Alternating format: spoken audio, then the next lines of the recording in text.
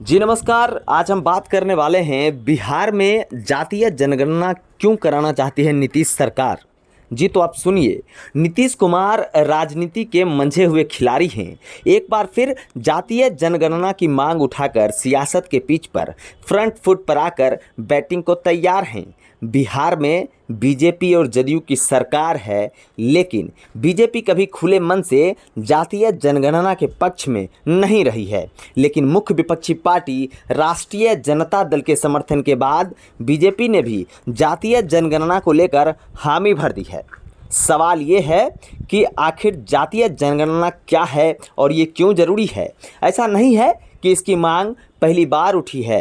राजनीतिक रूप से काफ़ी सक्रिय राज्य बिहार में इसकी मांग लंबे समय से उठती आ रही है। सूबे के मुखिया हमेशा ये दलील देते रहे हैं कि आम जनगणना के साथ जातियों की भी गिनती हो। उनकी इस मांग को बीजेपी अनमने ढंग से अब तक टालती रही है। इतिहास पर नज़र डालें तो आज़ादी के बाद 1951 में जातीय जनगणना हुई, जिसमें अनुसूचित जाति और जनजाति के ही आंकड़े जुटाए गए। आज़ादी से पहले सभी जातियों की गिनती होती थी, लेकिन आज़ादी के बाद इसे बंद कर दिया गया। नीतीश कुमार बिहार में जाति की अहमियत को बखूबी समझते हैं और बिहार की राजनीति में इसका ज़बरदस्त बोलबाला है।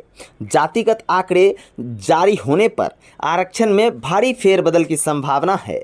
मंडल आयोग की सिफारिश पर ही ओबीसी को 27% आरक्षण दिया जाता है। एससी और एसटी को भी आरक्षण मिलता है।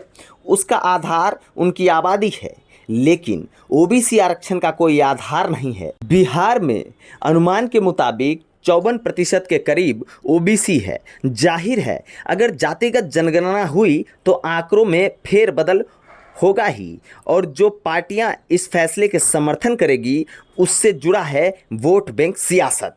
दूसरी बात, 15 साल से सूबे की सत्ता पर काबिज नीतीश किसी भी हाल में अपने लिए राजनीतिक विकल्प खुले रखते हैं।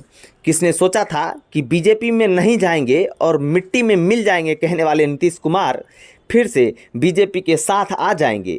नीतीश बीजेपी के साथ हैं और सरकार में हैं। इधर राजनीति उठापटक के बीच तेजस्वी यादव से बढ़ रही करीबी और बीजेपी नेताओं द्वारा सरकार की किरकिरी ने बिहार के सियासी माहौल को गरमा रखा है। जातीय जनगणना के बीच तेजस्वी खुलकर नीतीश कुमार के समर्थन में हैं। नीतीश कुमार और तेजस्वी की नज़र ओबीसी वोट बैंक पर है। नीतीश कुमार अपने खर्चे पर जनगणना कराने की बात कर रही है। मुमकिन है अगर ये संभव हो भी गया तो गेंद आखिरकार केंद्र के पाले में जाएगी।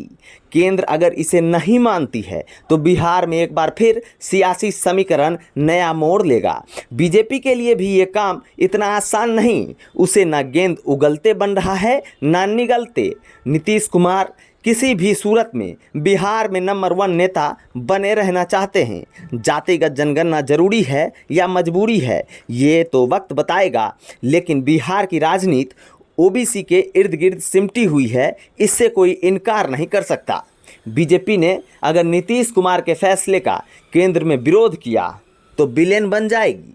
ऐसे में नीतीश कुमार के दोनों हाथों में लड्डू है। बाकी देखते हैं कि आगे क्या क्या होता है। आप लगातार बने रहिए द न्यूज़ हॉल्ट के साथ। मैं हूं अविनाश भट्ट, फिर हाजिर रहूंगा आपकी सेवा में। नमस्कार।